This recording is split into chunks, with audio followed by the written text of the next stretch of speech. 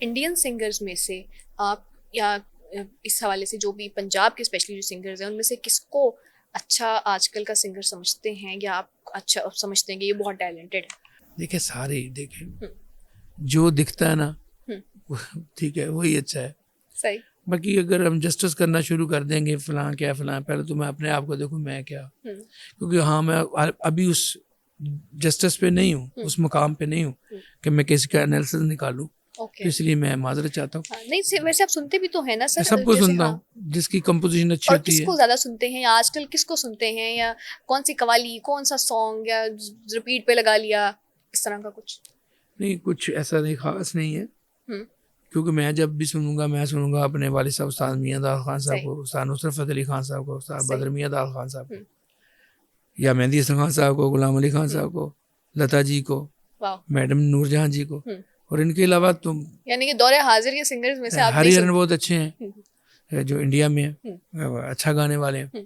तो इस तरह चंद अशखास हैं हम्म। जिसको बंदा गौर से सुनता है। बार बार सुनता है और आपको अच्छे लगते हैं। सर एक दफ़ा ये भी सुना था कि आप पे खुदा न खास्ता एक कातलाना हमला हुआ था जो कि बहुत ही खतरनाक साबित हुआ। वो क्या था, वो क्या स्टोरी थी? बस स्टोरी क्या थी, बस इसको भूल जाना बेहतर है। हम्म। कि रॉबरी हुई, मैं आ रहा था, डाकू थे, उन्होंने फायर लगा दिया मुझे। हम्म। तो उसके बाद मैंने उनको माफ़ कर दिया।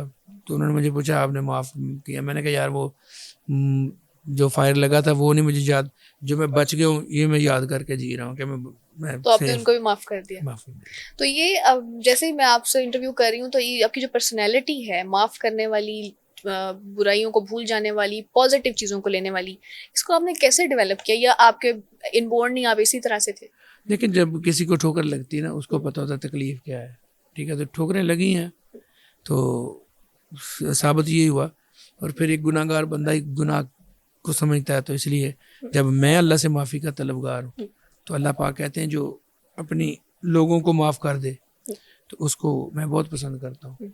तो जब इग्नोरेशन करेंगे आप सबको माफ़ी देंगे, दरगुजर जिसका नाम, तो ये सबसे बड़ी चीज़ है। मैं मज़ा लेता हूँ दरगुजर जब कर देता हूँ, या उसका मज़ा सिर्फ मुझे मेरा रब देता है अपनी ब्लेस्ड से, अपनी रहमत से, अपने कर्मों से। तो आप सबको माफ करके अल्लाह से ये फौरन उस पर अल्लाह तवक्कल रखते हैं इस ये पे? कभी किसी को माफ़ करके देखिएगा, या किसी पे तरस या रहम बंदे को आता है, किसी फ़कीर पे, किसी किसी की मदद करके देखिएगा, इतना सुकून शायद किसी चीज़ में ना आए जितना उस वक़्त आपको किसी की हेल्प करके आता है और लगता है कि अल्लाह की ज़ात आपके बिल्कुल इधर है। आप तो इसका सारे पॉजिटिव इम्पैक्ट्स होते हैं इंसानों की तरफ से भी, अल्लाह की तरफ से तो होते ही हैं। ये इंसानों का नहीं पता, हम्म। इंसानों की तरफ से हो ना हो, आपको अल्लाह की एक तरफ से ज़ात है है। अल्लाह की। हम्म। तो कहते हैं ना कि क्या ये ऐसे बंदे जिन पे एहसान करते हैं उसके बाद वो एहसान हाँ, फरामोश जिस हो पे जाता एहसान करो उसके शर से बचो। है। ठीक है, तो अच्छा कभी ये सोच के भी नहीं करना कि ये मुझे दुआ देगा, ये मुझे सही। करना तो अपने रब को सोच के करो, करके उसके बाद भूल जाओ। लेकिन जब आप करोगे एक तस्कीन मिलती है, वो हर बंदे को मिलती है, चाहे वो अमीर है चाहे गरीब है। इसमें तो कोई शक नहीं, हाँ। ऐसा ही है। और इसके अलावा सर आजकल जैसे कवाली है वो इतनी अरूज पे जा चुकी है, कैफेज में हम कवाली सुन रहे हैं, यंगस्टर्स कवाली सुना रहे हैं, शादियों में कवालियाँ, कोई भी शादी बगैर कवाली के होती ही नहीं है। तो इसको आप कैसे देखते हैं, क्या ये इसको आप पॉजिटिवली लेते हैं? ये बहुत अच्छी बात है, क्योंकि पहले देखें एक दौर आया अच्छे म्यूज़िक का, फिर आया एक ऐसे म्यूज़िक का जिसका ना सर ना पैर, मिसाल के तौर पे वो बढ़ता गया बढ़ता। अब ये कम से कम ये तो है कि जब आप अपनी फैमिली में जिस तरह बहन भाई हम बैठे हैं बहन भाइयों की तरह, तो हम बैठ के कुछ चीज़ देख लें, कुछ सुन लें, हमें शर्म ना हो, कोई वल्गैरिटी ना हो। तो कवाली में तो ऐसी चीज़ें हैं ना। बिल्कुल ऐसा ही। ठीक है, तो कोई वो ऐसी चीज़ नहीं है जिससे इंसान अपनी बेटियों के सामने, अपनी बहनों माँ के सामने कोई चीज़ ना सुन सके, ना परफॉर्मेंस दे सके। तो इसलिए ये बड़ी अच्छी बात है कि कवाली हो रही है। कवाली होनी चाहिए, आप इसको सपोर्ट करते हैं कि कवाली को ज़्यादा इसको अवेयरनेस इसकी या इसको अरूज मिलना चाहिए। जी। इसके अलावा आपको मॉडल्स के साथ कुछ काम करने का, खुशबू के साथ आपको काम करने का मौका मिला, दीदार के साथ आपको काम करने का मौका मिला, आपने उसको कैसे देखा, फिर आगे आप उसको कंटिन्यू करने का सोचते हैं? बस उस वक्त ये तक कोविड था, कोरोना था, तो मैंने वो गाना जो ढोले नु काला सूट सोना लगे वो किया तो वायरल हुआ। उसके बाद फिर करने को कुछ नहीं था, तो बना लिया। तो मैंने कहा यार ये यही करते हैं, वो इतना वायरल हो गया। तो करते हैं। इसमें ये है कि लोग, चलो खुशी होती है, कहीं बज रहा है, कोई कह रहा है कि ये आपका गाना, तो खुशी होती। तो लेकिन मैं सब आर्टिस्टों का शुक्रिया अदा करूंगा कि आज सब ने मेरा अदब किया और हया किया, मुझसे सब ने काम किया, और थैंक यू। अच्छा, कभी इस तरह से कोई लड़ाई झगड़ा, कोई मसाइल नहीं हुए आपको नहीं, काम करने के दौरान? यानी कि अक्सर जो आर्टिस्ट होते हैं उनको मसला हो रहा नहीं, है। मुझे नहीं हुआ। इसके अलावा अगर एंड पे आप हमें कुछ सुनाना चाहें अपनी पसंद का कुछ भी। जी, मैं अपनी एक शायरी भी और कंपोजिशन भी आपको सुनाऊंगा। जरूर जरूर।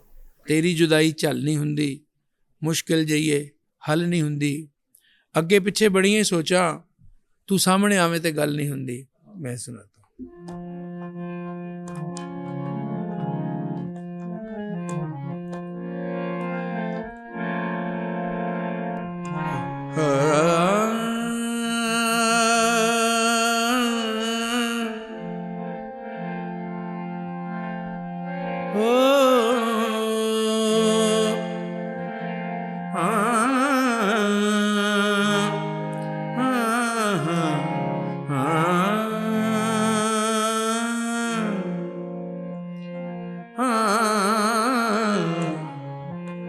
जग तुम्हें